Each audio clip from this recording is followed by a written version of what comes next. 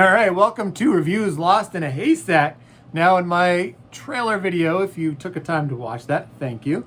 I did say I would like to do some comic book reviews, and I have been a little behind on those. So here it is, my very first one, and I'm really excited. This is one I've been wanting to have time to read, and I just haven't. Just got back from a camping trip. So here it is, Batman: The Long Halloween. So I've heard a lot of hype about this one. This is like one of the best Batman movies. A lot of directors always say this is the book that influenced them in a lot of the movies that we watch. And I can see that relation when I read the book. So the first thing when you are going to read a Batman comic book is you got to decide what voice you're going to do in your head. So you could try, just not disguising your voice and just kind of being like this. You can do kind of a mechanical voice like the Ben Affleck, or you can get crazy and try the Christian Bale voice, because this is what it sounds like.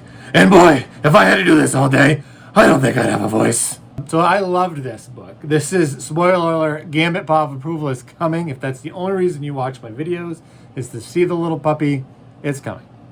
This is not a action adventure story. This is more of a whodunit murder mystery that keeps you on the edge of your seat. It's a page turner. You get to see or meet a lot of Batman's villains, which I've always thought is a strength. You get to see the Riddler, Joker, Solomon Grundy, Poison Ivy, Catwoman. All while Batman really tries to figure out who is the killer, which they call a holiday killer, because he only kills on holidays. And this takes place over an entire year, starts on Halloween and ends on Halloween.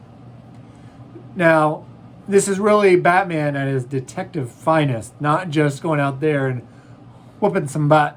He is really trying to figure out and find and catch the killer. So I suggested this to my son, and he doesn't ever take my suggestions. He actually thinks my videos are pretty lame. And he read it page to page real quick. It took me quite a while because I like to look at the pictures and read it at the same time. But he actually agreed with me that this is pretty good. So if you don't like my opinion, you can take his opinion. What I liked about it is it was really a grounded street level story. It wasn't this big sci-fi adventure. Superman doesn't show up. It's just Batman. He doesn't even have his little buddy Robin. You get to learn a lot about how Batman, of course, the classic story, his parents are a big influence.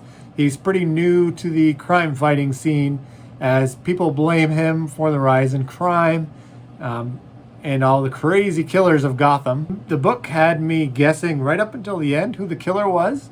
Every time I thought I knew, I was wrong. So I highly suggest this comic book if you like your stories a little more grounded, aren't into metahumans, mutants, aliens, clones, robots.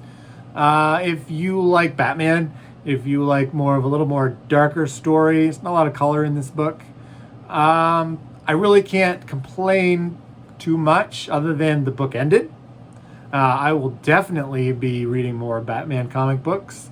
And in the comments below, if you have some suggestions on which stories I should read next, that would be awesome. I'm going to go ahead and give this one an A+. This is going to get the big Gambit Paw of Approval.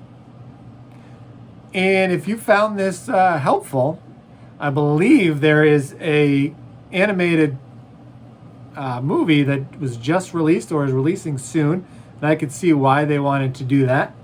If you found this helpful, also, please consider hitting that subscribe button, slide up to the notification button, give me a thumbs up, thumbs down, suggested comments. That would be awesome, because when you watch my YouTube videos, you're going to find something entertaining.